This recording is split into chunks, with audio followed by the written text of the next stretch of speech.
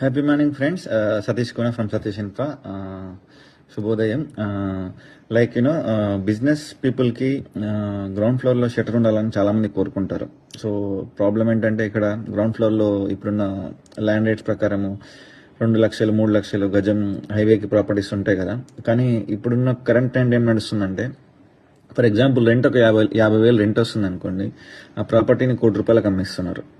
అంటే అది కార్పొరేట్ ట్రెండా లేకపోతే ఎవరు చేశారో తెలీదు, బట్ ఒక ట్రెండ్ అయితే నడుస్తుంది. సో ఇప్పుడు మీరు ల్యాండ్ యూడిఎస్ క్యాలిక్యులేట్ చేసుకొని, కన్స్ట్రక్షన్ క్యాలిక్యులేట్ చేసుకొని ఇవన్నీ వేస్తే ఆ కాస్ట్ రాదు.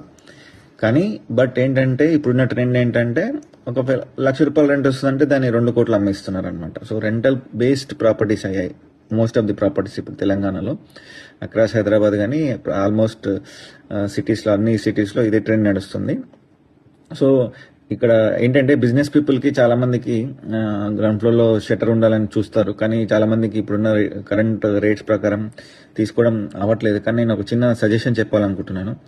ఏంటంటే మీకు కోపం వచ్చినా లేకపోతే ఓనర్కి కోపం వచ్చినా మీరే ఖాళీ చేయాలి. అంటే మనమే ఖాళీ చేయాలి. నేను కూడా ఒక బిజినెస్ ఆస్పెక్ట్లో ఉన్నాను కాబట్టి చెప్తున్నాను.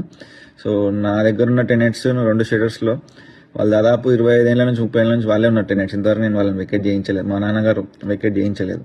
ఏంటంటే so it's a relation based. కొంతమంది రిలేషన్ బేస్డ్లో నడుస్తారు, మా నాన్న ఏంటంటే రిలేషన్ బేస్డ్లో నడుస్తారు. అది మాకు కల్వకుర్తిలో. బట్ హైదరాబాద్లో నేను ఏంటంటే, సో ఇప్పుడున్న ట్రెండ్ ప్రకారం ఇది నడుస్తుంది. మీరు కష్టమైనా సరే గ్రౌండ్ ఫ్లోర్ షట్టర్ వస్తే కొనుక్కోండి, దాని గురించి ఆలోచించకండి. లోన్ తీసుకొని అయినా అప్పు చేసినైనా సరే కొనుక్కోండి. ఎందుకంటే ఒకసారి మనం బిజినెస్ సెట్ అయ్యాక ఖాళీ చేయాలంటే చాలా ఇబ్బంది. చాలామంది బిజినెస్ సెట్ అయ్యాక కొంతమంది ఓనర్స్, గ్రీడీ ఓనర్స్ ఎట్లుంటారంటే, బిజినెస్ సెట్ అయింది అని చెప్పి రెంట్ పెంచడము, లేకపోతే ఒకటేసారి 10 times 15 times అట్లా చేయడము. రెంట్ ఫర్ ఎగ్జాంపుల్ 20,000 ఉంటుంది అని 80,000 ₹1,00,000 చేయడము, 50,000 చేయడము, ఇట్లా చేస్తూ ఉంటారు. సో మీరు సెట్ అయ్యాక మీకు ఖాళీ చేయాలన్నా మీకు ఇబ్బంది, మీకు కోపం వచ్చినా మీకే ఇబ్బంది, ఓనర్ కోపం వచ్చినా మీకే ఇబ్బంది.